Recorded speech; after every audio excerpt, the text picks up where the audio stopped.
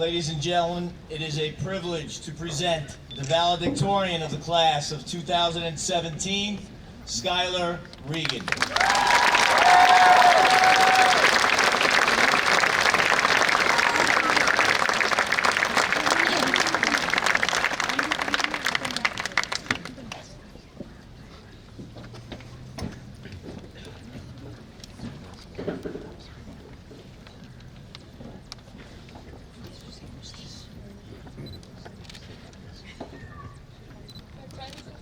Of the class of 2017. Growth is difficult to measure. When you're a freshman, amazed by the endlessly glittering trophies proclaiming our school's athletic success, or by the acceptance letters to brilliant colleges that upperclassmen receive, you think that one day there will be a tangible piece of evidence that shows how far you've come. But here we are, on graduation day, realizing that our GPAs will stay stored in the guidance department, and the plaques will remain on the walls of the school forever, even as we walk out the doors of NVOT. Our growth can't be defined by such stagnant reminders of our time here. It should be measured by something we can take with us past high school. I believe our growth is defined by our ability to solve a problem. And no matter how put together we thought our lives were, we've all dealt with problems, whether they were large or small. In kindergarten, we learned how to solve our first problems, which involved figuring out how to share our markers during class and how to take turns on the jungle gym. With each passing year, friendships became more complicated, and we learned how to handle disappointment when a pinky promise was broken or when we weren't invited to that slumber party. As we got older, we faced our first math problem, and then our first chemistry problem, and then our first physics problem. We had to worry about problems with our jobs, our parents, our boyfriends, and our girlfriends. As is characteristic of growing teenagers, we at times believed that all we had were problems surrounding us. But somewhere in the midst of chaotically handwriting AP chemistry labs until the old Japan librarians kicked us out, the exhausted laughter of our classmates drowned out the sound of the world crashing down around us.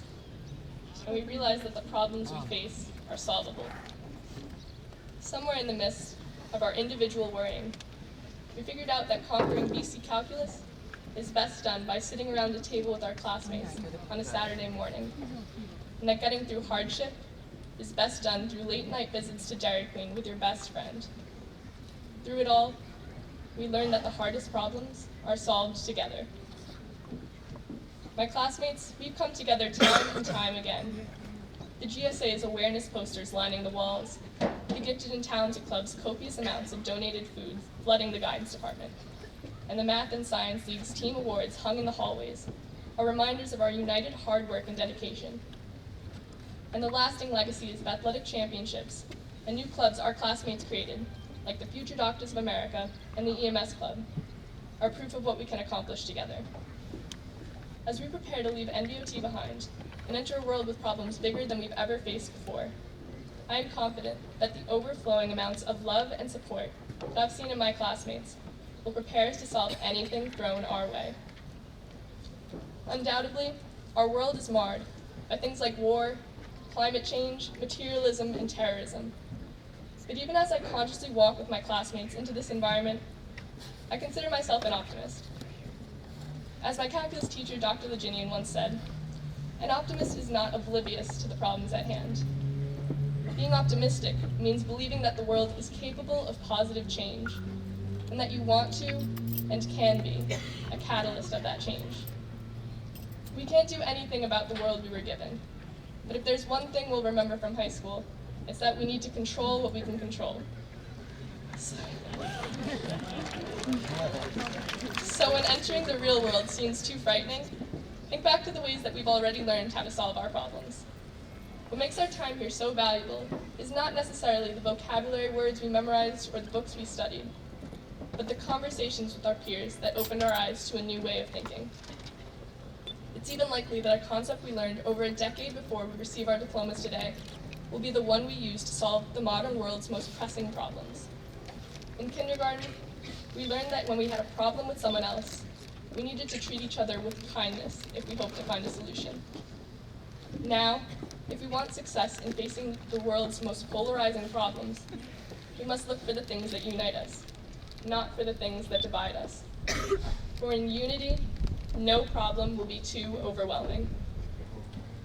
Members of the Board of Education, Dr. Gordon, Dr. Sabatini, faculty, staff, family, and friends.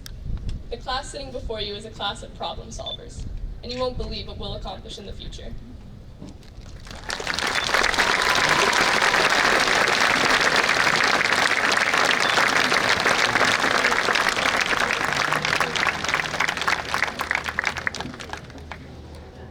Thank you and congratulations, Skylar. It is now a privilege to present the Salutatorian of the class of 2017, Seoyun Ellie O.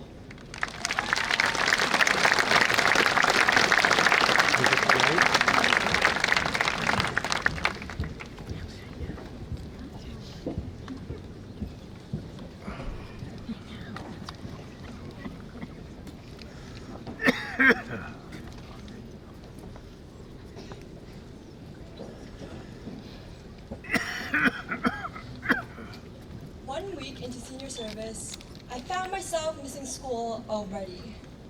The unair-conditioned hallways, the teeny left doors on the second floor that you have to squeeze through, the bustling, overcrowded cafeteria.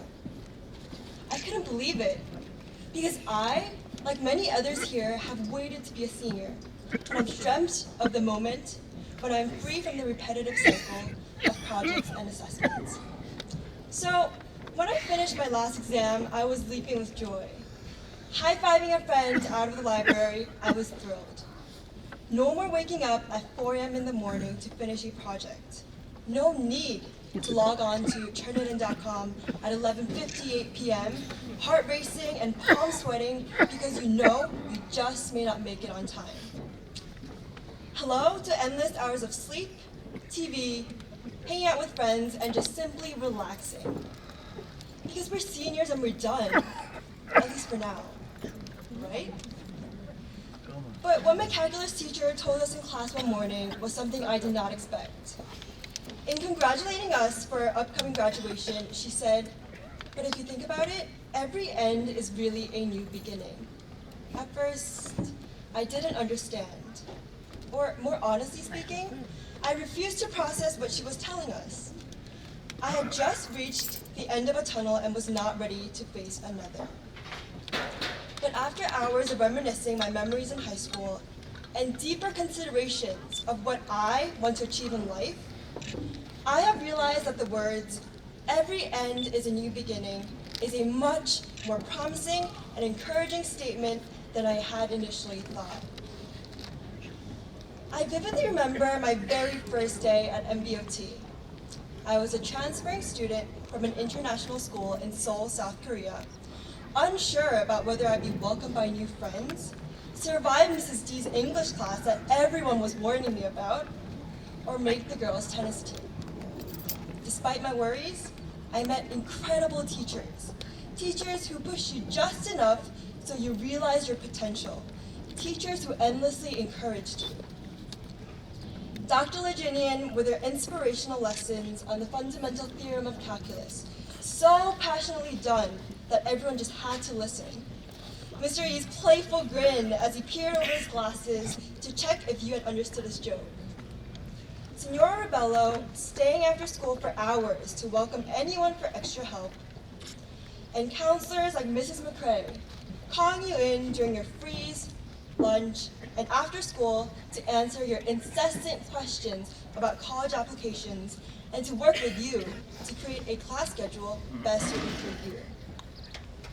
And my classmates, I saw Gajan's passion for the sciences, Peter's persistent desire to satiate a curiosity, and Monica's sacrifice to bring the tennis team to victory. And whether it be running for a position in the student council, playing sports, practicing for poetry out loud, performing in the school musical, creating a club, or even simply expressing our thoughts in class, each of us have had to step outside of our comfort zones and challenge ourselves. Amid the successes and failures we experienced, we learned the value of confronting a difficulty. accepting different perspectives, voicing our opinions when change was needed, leading and collaborating with others to create more impact. Watching all of you, I decided to take risks, to try out for the debate team despite my fright for impromptu speech, to academically challenge myself through AP classes and competitions, to lead a group of underclassmen at a nursing home to create donation events, and finally, to stand in front of you guys today. Recalling the words, "Every end is a new beginning," I realized that we are, in fact, not at the end, but at the starting point of a turn. And that gives us not only the opportunity to apply what we have learned in the past 4 years, but also the chance to explore and improve on what we had missed in high school. I remember the countless times I wondered if I made the right decisions, the right classes, the right tennis shoes, the right college application. But because this is not the end, but a new beginning, today, we leave with the determination to pave a path in which we can make the decisions that we made the best ones possible. But I know,